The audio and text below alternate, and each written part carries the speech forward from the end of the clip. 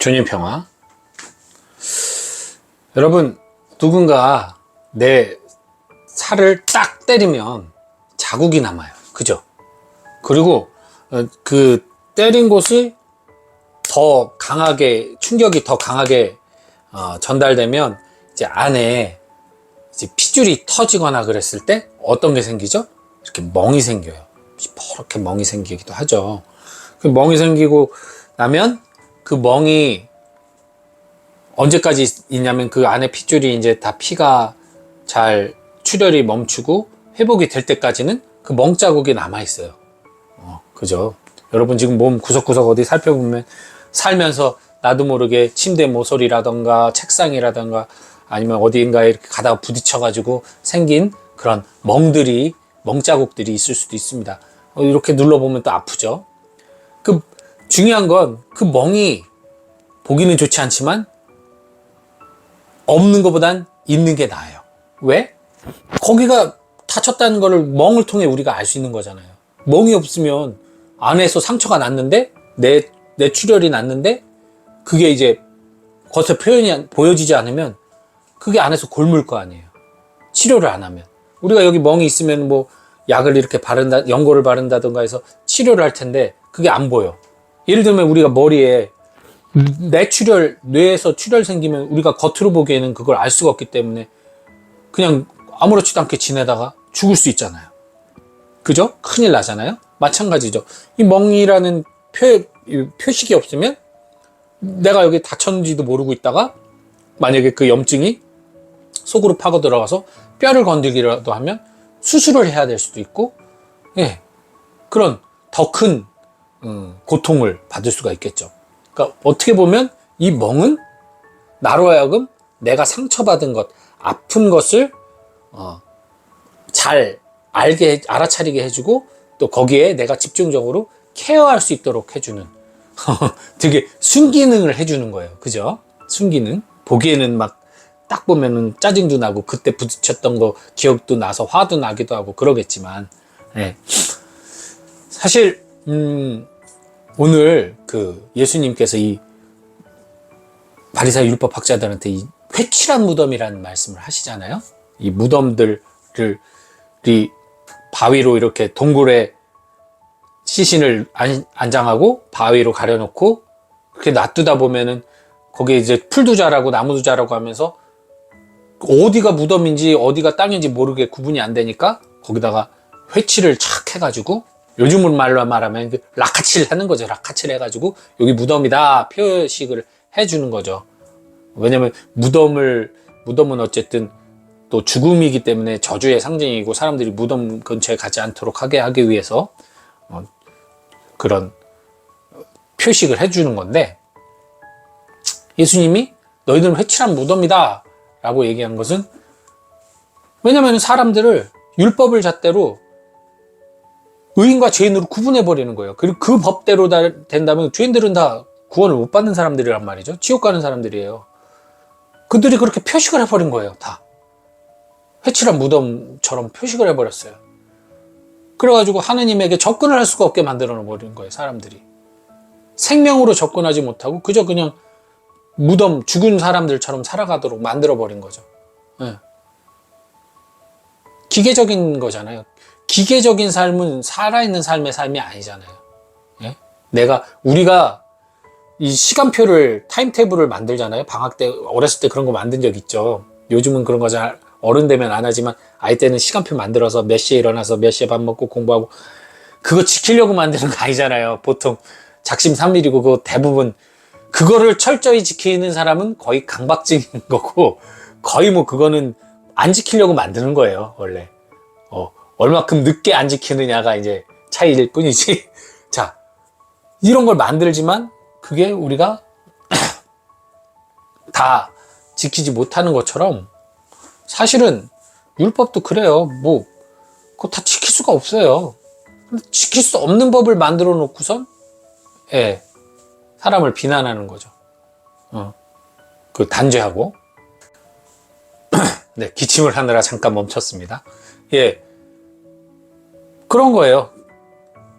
시간표 철저하게 지킨다? 사람이 아니문이다. 그건 기계죠. 기계는 생명체가 아니잖아요. 우린 살아있는 사람이기 때문에 내가 지어먹은 마음을 아무리 철저하게 지켜도 완벽할 수 없어요. 근데 율법은 완벽함을 요구한단 말이죠. 완벽함을 요구하는 거예요. 철저하게 지키는 것을 요구하는 거잖아요. 사람처럼 감정이 없는 말 그대로 법으로. 하느님은 살아있는 분이세요.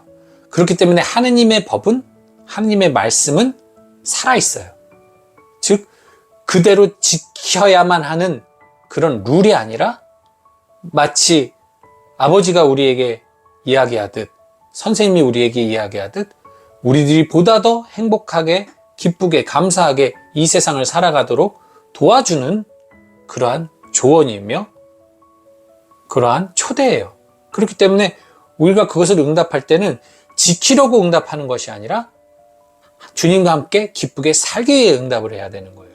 그러니 때로는 이렇게 하자라는 하느님의 말씀이 상황에 따라 바뀔 수가 있어요. 하느님도 당신의 마음을 바꾸기도 하셨으니까. 아시다시피 하느님도 당신이 마음을 돌이킨 적이 여러 번 있어요. 홍수 때도 후회하셨죠. 그리고 소돔과 고모라 완전히 멸하라고 할 때도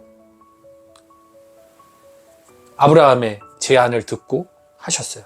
그리고 이삭을 제물로 바쳐서 죽이려고 하시다가도 딱 아브라함의 그 믿음을 보시고 마음을 거두셨어요. 그러니까 하느님께서는 사람과 자비의 법이 하느님 본질이시기 때문에 그게 우선인 거예요.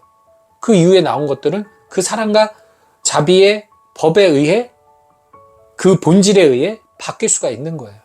근데 이 바뀔 수 있는 부분을 딱 픽스해 놓고 그것을 지키게 만드는 거죠. 본질이 바뀌고 있고, 하느님을 무자비한 분으로 만들고 사랑이 부재한 분 만들고 차별하는 분으로 만들어 버렸으니까요. 율법이. 그러니 회칠한 무덤, 말 그대로 이렇게 자연 안에 있어서 티도 하나도 안 나고 아무 문제 없이 있는 존재들에게 표식을 해버리는 거예요. 너는 죽음의 존재. 그러니까 아름다웠던 공간이 그 표식 하나로 인해서 저주받은 공간이 돼버리는 거예요.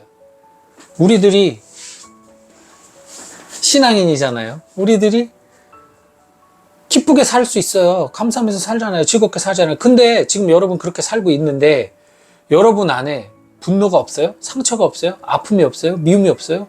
증오가 없어요? 그 온갖 나태함이나 이런 게으름이나 이런 게 지금 안에 없어요?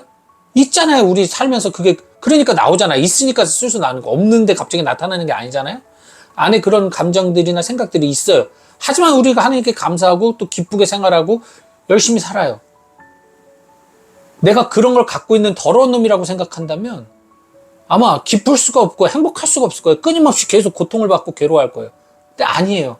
그것이 있다 하더라도, 설사 있다 하더라도 우린 주님 안에서 시간의 흐름과 더불어 자연스럽게 그것을 아직은 갖고 있으나 그것이 전혀 느껴지지 않을 만큼 아름답게 꾸며지고 있기 때문에, 그리고 마지막 순간에는 어차피 시신은 썩어 사라지듯 그 무덤도 결국은 그 안에 있는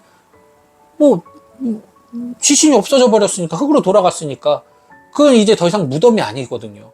그냥 다시 동굴이 되는 건데, 이미 안에 있는 모든 죄는 다 주님 안에서 사라졌음에도 불구하고 거기다가 계속 락카치를 해서 나는 죄인, 나는 죽은 몸 표시를 계속 해놓는다면 그것이야말로 인간으로 하여금 하나님에게서 멀어지게 하는 악의 법이 되는 거죠.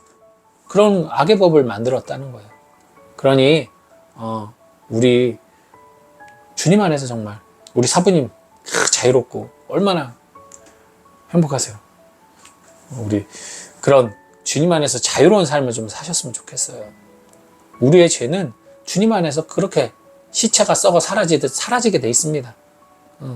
그러니 자꾸만 내 생각 안에, 내 마음 안에 회를 칠하지 마세요.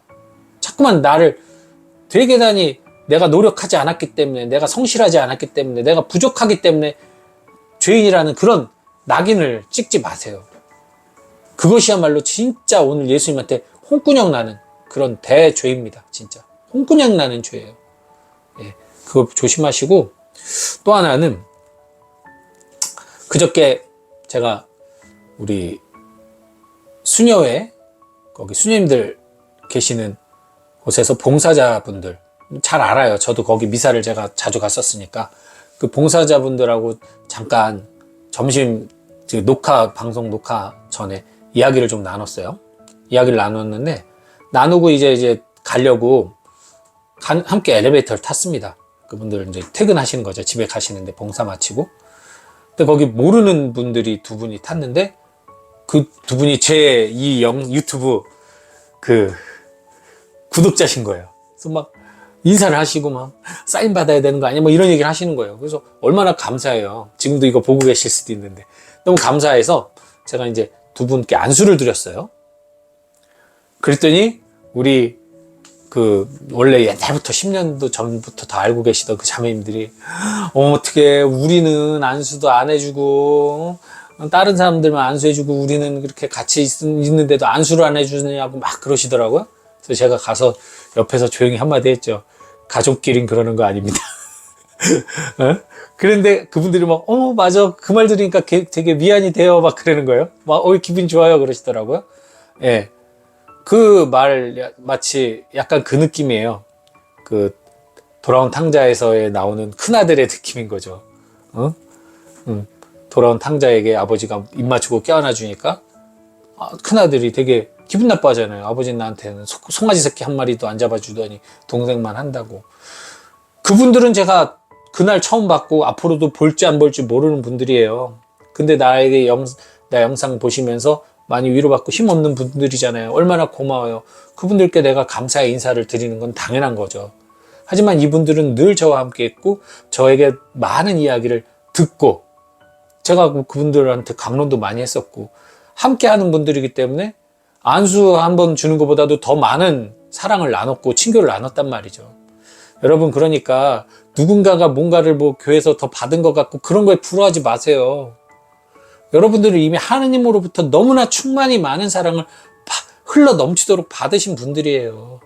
그러니 세상 사람들이 뭔가 좀 교회에서 사랑받는 것 같고 교회에서 인정받는 것 같고 주임님한테 사랑받는 것 같고 그런 거에 부러워하실 필요가 하나도 없어요. 진짜 하나도. 오히려 그런 게 없다? 나는 이미 모든 게 아버지가 다 나한테 주셨구나. 나는 이미 네 것이 내 것이고 내 것이 네 것 아니냐 하는 그 아버지 하느님의 말씀을 내가 새겨 들어야겠다 생각하시면서 오히려 더욱더 신앙이 올라가는 깊은 신앙인은 더욱더 주님 안에서 깊어지는 신앙인은 오히려 그러한 축복과 어떤 위로를 받는 것에 신경을 쓰기보다는 어떻게 하면은 주님의 이름을 위해 내가 더 고통을 받을까, 고난을 받을까, 거기에 더 마음 쓰는 분들이에요. 하늘나라의 보화에 신경을 쓰게 돼 있어요. 신앙이 깊어질수록. 사람들이 인정하면 뭐예요? 그거 인정받고 구원 못 받으면 무슨 의미가 있습니까? 표창장 받고 구원 못 받으면 무슨 의미가 있어요? 오히려 세상에서 손가락질 당하더라도 하느님에게 인정받으면 그거야말로 최고의 가치 아니겠습니까? 이 부분에서도 마찬가지예요. 내가 사람들한테 인정 못 받는 것으로 인해서 나의 어떤 성실성이 부정당한다고 생각하면서 나의 또 마음과 생각에 회치를 하면 안 된다는 거예요. 예, 그래서 오늘 여러분이 혹시라도 어떤 약점을 가지고 여러분도 모르게 회치를 했던, 락하치를 했던 부분이 있다면 그것을 과감하게 내려놓으시고 주님 안에서 모두 다 썩어 없어질 겁니다. 이 모든 나의 부족함과 죄악은 주님 안에서 아름다운 사람이 되시기 바랍니다. 주님 평.